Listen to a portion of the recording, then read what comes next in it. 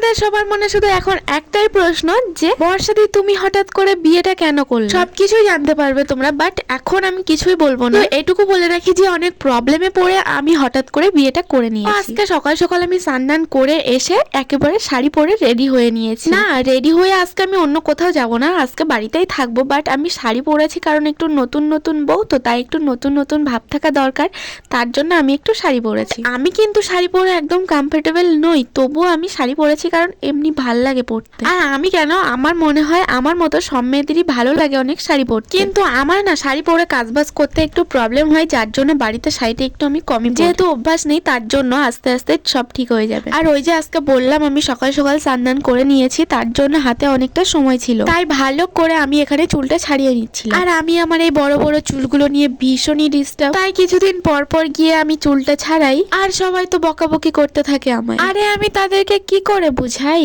যাই হোক, এই সব ছাড়ো। আচ্ছা, তোমরা কি কেউ জানো যে মাথায় সিঁদুর পরার পরে হাতের শাখায় সিঁদুর পরে প্রণাম করলে কি উপকারটা হয়? জানলে কমেন্ট করে আমাকে অবশ্যই জানি। আমি এই নিয়মটা ঠিক জানতাম না, বাট আমাকে একটা দিদি বলে দেওয়ায় আমি প্রতিদিন এই নিয়মটা করতে থাকি, কিন্তু এটা তার কাছে জানতে ভুলে গেছিলাম যে কি উপকার পাওয়া যায় এতে। সিঁদুর পরে সব কমপ্লিট করে আমি চলে গেছিলাম আমাদের ঠাকুর ঘরে। আমার শ্বশুর বাড়ির সবাই তো হরিচাঁদ ঠাকুরের ভক্ত, তাই আমিও তাদেরকে পূজা দিতে থাকি। তো আজকেও সেরকম চলে গেছিলাম আমি স্নান করে পূজা দিতে, আর সেখানে গিয়ে আমি ধূপ ধুনো দিয়ে তাদেরকে প্রসাদ দিয়ে প্রণাম করে আবার চলে এসেছিলাম। জানি না শান্তি মাতাকে মন থেকে ডাকলে শান্তি মাতা সবাইকে শান্তিতে রাখে কিনা, বাট সবসময় তো বলতে থাকি সবাইকে শান্তিতে রেখো মা। ঠাকুর পূজা দিয়ে কমপ্লিট করে আমি চলে গেছিলাম রান্নাঘরে, আর সেখানে গিয়ে দেখি আমার শাশুড়ি মা সবকিছু রেডি করে রেখেছে, শুধু রান্নাটাই করা বাকি আছে। আর আমার কাছে তো প্রত্যেক দিন রান্না করাটা একটা ভীষণ বড় কাজ, বাট এখন আমাকে মানিয়ে নিতে হবে, তাই কারো ওপর রাগ দেশ ঝামেলা না করে আমি সবসময় রান্না করতে থাকি। তো এখানে আমার বাবা মাকে একটাই কথা বলার আছে, তোমাদের এই ছোট্ট মেয়েটা আজকে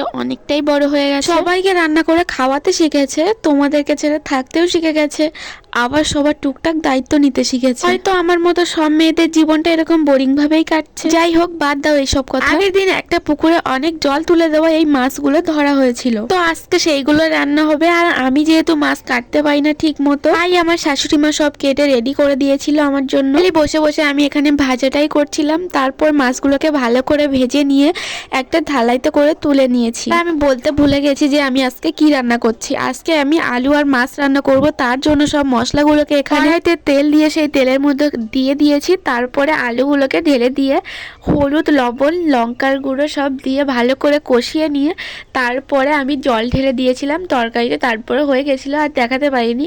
তো যাই হোক, এখানে রান্না করার পরে আমি সব কৌটাগুলোকে ভালো করে গুছিয়ে নিচ্ছিলাম। আর আমার না সব জিনিস গুছিয়ে রাখতে ভালো লাগে, বাট মাঝে মাঝে অনেক কষ্ট হয়, যার জন্য আমার বরটাই টুকটাক গুছায়। টুকটাক বলতে গেলে সবকিছুই করে মাঝে মাঝে, তখন তো আমার কিছুই করতে হয় না, আর আমার অনেক ভালো লাগে। যাই হোক, বরের প্রশংসা করে কোনো লাভ নেই, আর নিজে রান্না করার পরে রান্নাঘরটা গোছানো মেয়েদের দায়িত্ব থাকে, তো তার জন্য এখানে রান্না টান্না করে নিয়ে আমি ভালো করে ঝাড় দিয়ে নিয়েছি। তারপরে এখানে আমি এসেছিলাম একটু ঘর মুছতে, আর এত মশা হয়েছিল আর মাছি হয়েছিল, বাড়িতে থাকা যাচ্ছিল না বলতে গেলে, তো তার জন্য এখানে আমি ভালো করে ঘর বাড়ি ঝাড় দিয়ে অনেক সুন্দর করে মুছে নিয়েছি। তারপরে ঘরে এসে দেখি অনেক শাড়ি টাড়ি এলোমেলো হয়ে আছে। তোমরা তো অনেকেই জানো যে কিছুদিন আগে আমার একটা দিদির বিয়ে হয়েছে, যার জন্য এত শাড়ি টাড়ি বাইরে পড়ে আছে, আমি আর গুছানোর টাইম পাইনি ঠিক মতো করে। আর আজকে যেহেতু আমার হাতে অনেক সময় আছে, তাই ভাবলাম এগুলোকে গুছিয়ে রাখি ভালো করে। আর আমি না শাড়িটা ঠিক মতো করে ভাঁজ করতে পারি না, যার জন্য আমি আমার বরের কাছ থেকে ভাঁজ করে নিই, তারপরে আমি গুছিয়ে রাখি। তারপর সব কাজ কমপ্লিট করে আমি আর আমার বর চলে গেছিলাম আমার মাদের বাড়িতে। আর আমার মাদের বাড়ি থেকে আমার শ্বশুর বাড়িটা বেশি দূরে না, যার জন্য আমি ইচ্ছে হলেই চলে যেতে পারি। এনারা হচ্ছে সেই ছোট ছোট সদস্য যারা আজকে অনেক বড় হয়ে গেছে। এখন আমি মাদের বাড়িতে গেলে এনারা ছুটে ছুটে যায় আমাকে এগিয়ে নিয়ে আসতে।